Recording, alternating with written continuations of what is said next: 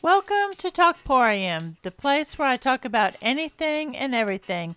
My name's Denise, and I'm the host of the show. A couple episodes back, I was talking about how I'm trying to focus on living in gratitude.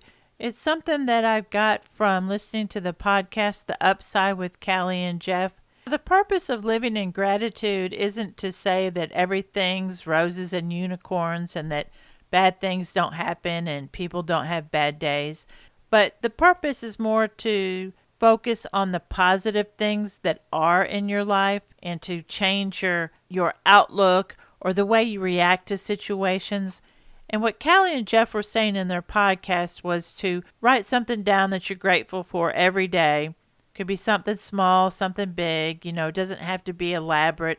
And then after about 3 months or so, they said you should start to see a change in the way you approach situations or react to situations. And I've been doing this now for probably, I guess it has been about 3 months. On my way to work every morning, I think of two things, something that I'm grateful for. Could be something as simple as a computer or green beans, or something larger like, my family or James, my son. But what I have noticed is that definitely has made a change in the way I look at different things and the way I react to things. And two situations came up this week in my life that after they were over, I was like, you know what? This living in gratitude thing really is working because I probably would have reacted differently to both of these situations had I not been trying to practice living in gratitude. The first situation is, have you ever been having a conversation with somebody? It's just you and another person. You could be standing in a room, sitting at a table, it doesn't matter where. And a third person walks up into the conversation and they just walk up, cut you off right with whatever you're saying, and they start talking to the person that you're talking to. Now, I'm not talking about someone's come up and there's an emergency and they have to speak to this person right away. It's just a case that they've come in, they decided, oh, they want to talk to that person, so they cut you off mid-sentence, start talking to this person, and then act like you're not even there. They look straight through you, they ignore you, and it's like you don't matter.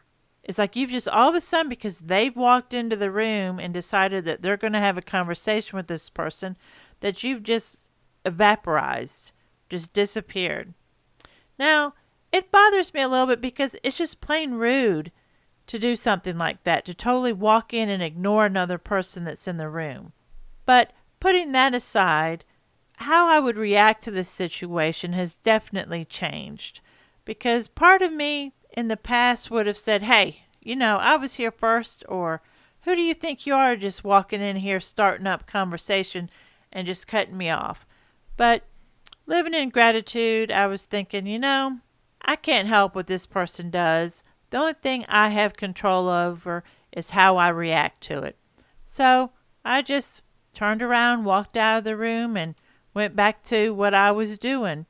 The other thing that happened this week that made me realize that living in gratitude is having an impact is a friend of mine had found a dog months ago, and after searching for the owner and not being able to find the owner, she decided that she would keep the dog for herself. Well, she's since decided that she needs to go ahead and find a new home for the dog because her circumstances have changed and the dog just isn't a good fit for her house. So she asked if I could help her try to find a new home for him.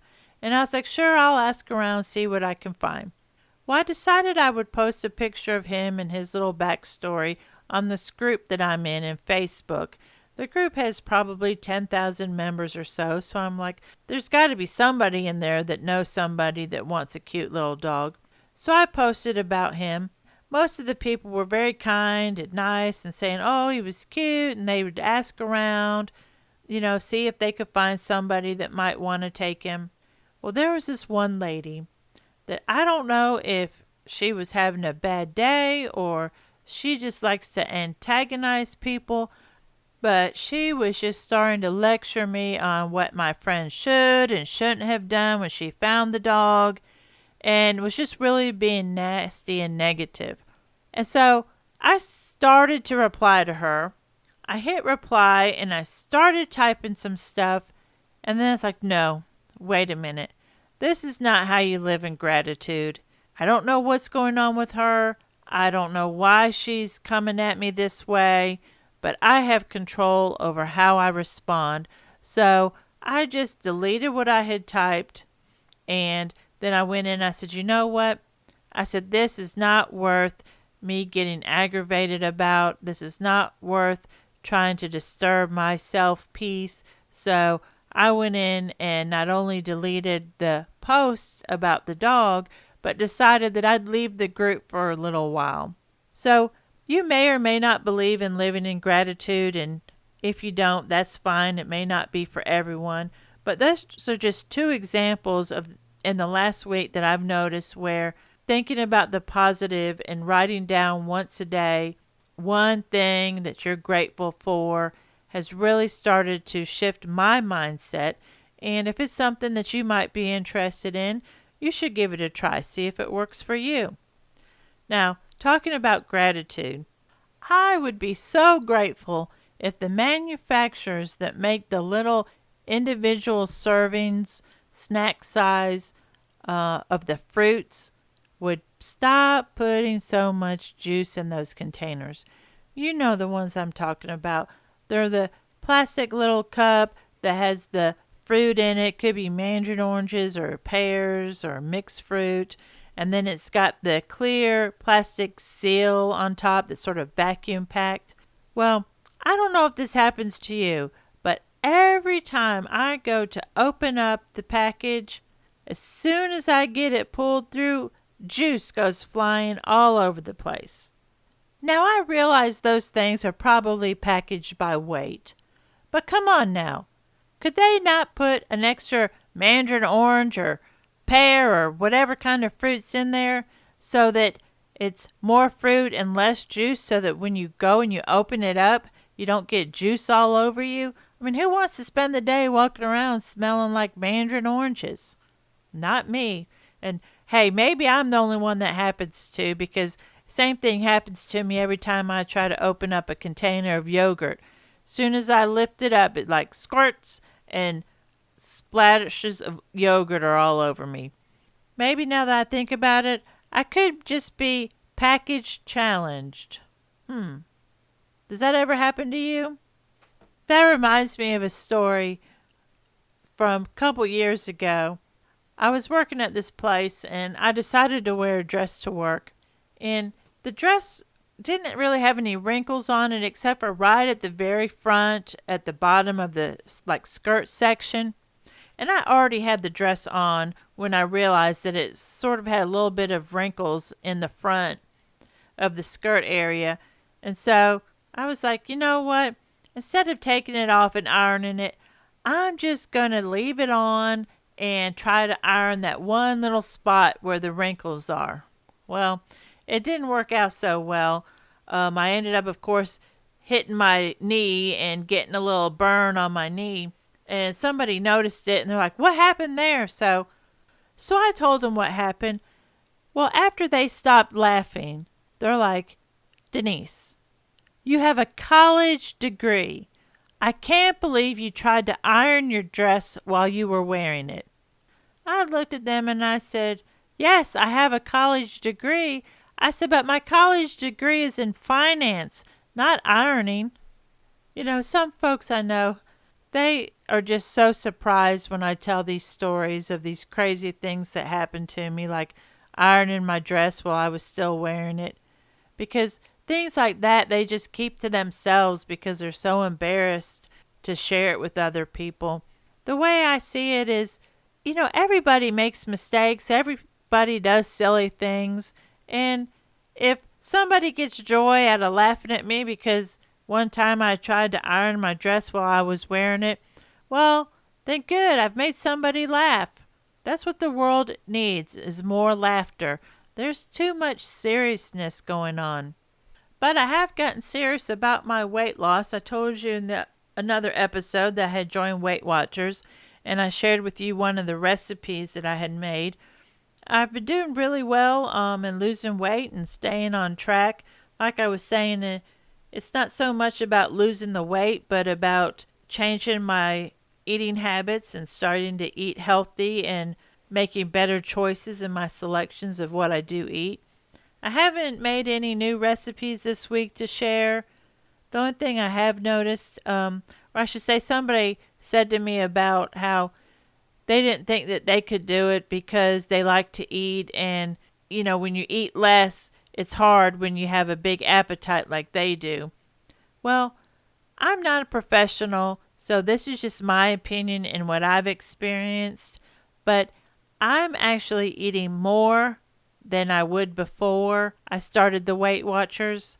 I had gotten in the habit of just eating a small breakfast and lunch, and then when I would come home from work, if my son wasn't at home, sometimes I'd just have a bowl of cereal for dinner. And the problem with that, in my opinion, is that when you're not eating enough during the day, and I'm not talking about eating a whole bunch of calories and fat and sugar and stuff, but when you're not giving your body a lot of nutrients that it needs throughout the day, then the food and nutrients that you do give it, it sort of holds on to it because it's afraid it doesn't know when the next time is that it's going to get something to eat. Well, yes, I have been maintaining my portions and making healthier choices. It's not that I've stopped eating or I'm eating less. I'm just giving my body nutrients, vitamins, minerals, everything it needs throughout the day. And so it's realized, hey, gonna get food all day long. So I don't need to store it and, hold up fat like the bears do in the winter. They go out before they go and hibernate and eat as much as they can so that they can build up that fat storage so their body has something to use while they're hibernating and not out there foraging and eating. But I will say weight loss is an individual journey. I know one of my frustrations when I tell somebody that, oh, I've joined Weight Watchers or I wanted to try to lose weight, they always try to give you tips and say, oh, do this, do that, or this worked for me. It's great because I know everybody wants to be supportive, and some of the tips that they've given me, are really valuable tips that I can use. But people have to understand, especially men who give me tips on how to lose weight. Not only does everybody lose weight differently, but there's a big difference between how men and women lose weight. A man, it's like they can say, oh, I want to lose weight, and a week later they've lost 20 pounds without even thinking about it. For us women, especially women like me who are middle-aged or over 50, we've gone through menopause, it's really hard to lose weight. Our body just loves to hang on to that weight. But you've got to do whatever you want to do, and I'm a firm believer that you need to be happy and comfortable in your own skin, no matter what you look like, whether you're fat, skinny, purple, green with yellow polka dots. The best thing that you can do for yourself and those that you love is to learn how to love yourself, all your flaws, mistakes, and imperfections and all. Now, that brings me to one other topic I wanted to bring up, which is similar, is I was talking with some coworkers and we were saying about how, on the weekends, when I'm not at work, lots of times if I've got to go to the store or whatever, I just throw on blue jeans, a t-shirt, pull my hair back, no makeup, and I just go to the store. Because I don't see any reason or need to get all dressed up if I'm just running up to the grocery store. But another person, she's like, oh, well, it doesn't take her that long to put on makeup and get all dressed up, so, she does it. Well, it's not so much about the amount of time it takes to put on makeup and get all dressed all fancy to go out. That's not the thing for me. The thing for me is I don't need to impress anybody. When I go to work, yes, I want to be dressed up, have makeup on, and look businesslike. But if I'm just hanging out at home or going to the store on the weekend, I don't see a need to get all dressed up and fancy. Now, I'm not saying I don't put on nice clothes or put on makeup and fix my hair at all when I'm at home on the weekends or that, because I will. But I don't have to do that in order to go out. Now, long time ago when I was probably in my 20s or so, you wouldn't catch me walking to the mailbox unless I had taken a shower, done my hair, and put makeup on. Maybe it's a thing with getting older and having kids. I don't know. But what I do know is this.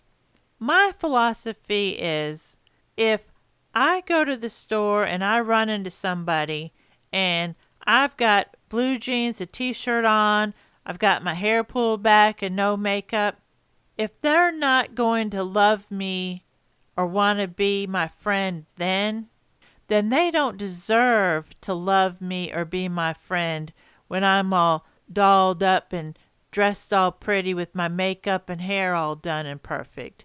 Because life isn't like that. Life can be hard and unpredictable and always changing.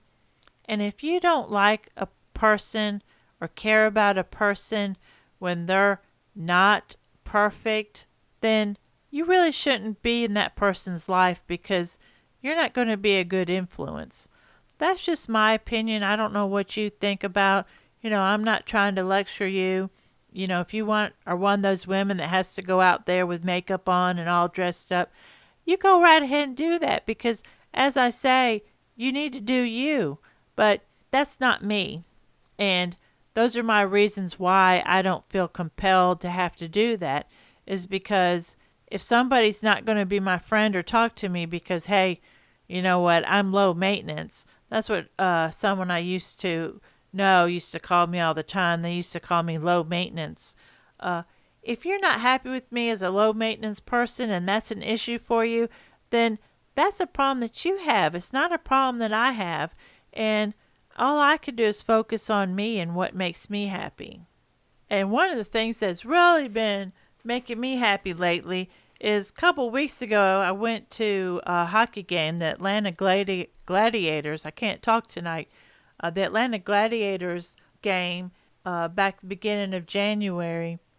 And my friend Dawn went with me.